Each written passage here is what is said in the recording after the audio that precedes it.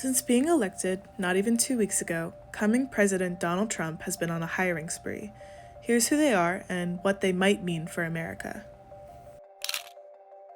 Having decades of political experience and a fierce reputation, Susie Wiles has been tapped by Donald Trump to serve as his White House Chief of Staff, making history as the first woman to ever hold this position. But who is the Chief of Staff? The Chief of Staff serves as the President's top aide and manager of the White House. She'll be responsible for assembling and overseeing the President's staff.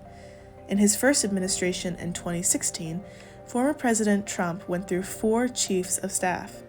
But what makes Wiles different is, quote, she's earned the respect and ear of the former president and has demonstrated an ability to help control Trump's impulses.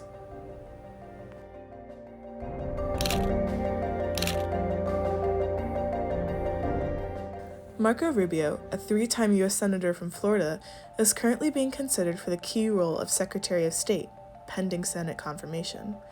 The Secretary of State is the President's chief foreign affairs advisor, and since entering the Senate in 2011, Rubio has built his political identity around foreign policy and national security. If confirmed, Rubio's primary focus is expected to center on Mexico, addressing issues like trade, drug trafficking, and migration.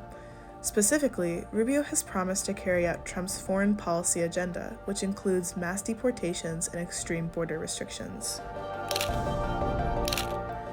Tom Homan, a law enforcement veteran with over 30 years of experience, is set to oversee U.S. border control.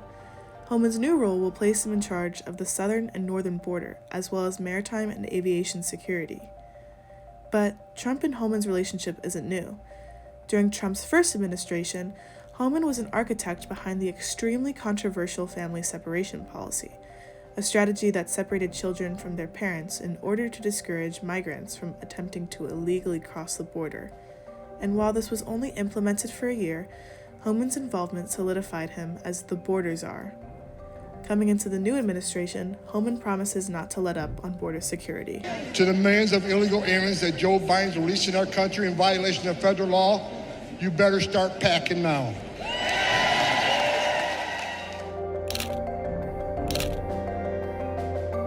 President-elect Donald Trump has announced Republican Congresswoman Elise Stefanik as his pick for U.S. Ambassador to the United Nations. A staunch ally of Trump and a vocal supporter of Israel, Stefanik will champion an America First agenda. Although Stefanik has limited foreign policy experience, she has served in House committees concerning national security issues. But what will she do? The U.S. Ambassador to the United Nations serves as an international representative for the U.S. Kristi Noem, the first female governor of South Dakota, is lined up to be Donald Trump's pick for Secretary of Homeland Security, pending Senate confirmation. She would play a crucial role in protecting America's borders and managing the flow of people and goods into the United States. Noem's top priority is expected to be securing the border.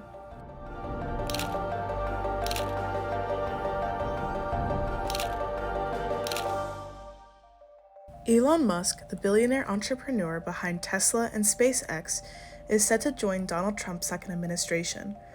Alongside ex-presidential candidate Vivek Ramaswamy, Musk will lead the newly created Department of Government Efficiency, their mission to drive large-scale structural reform.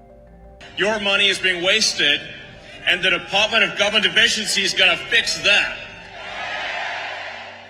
As more appointments in the coming weeks are announced, it's important to keep in mind who needs Senate confirmation and what their appointments might mean for the U.S. under Trump's second administration.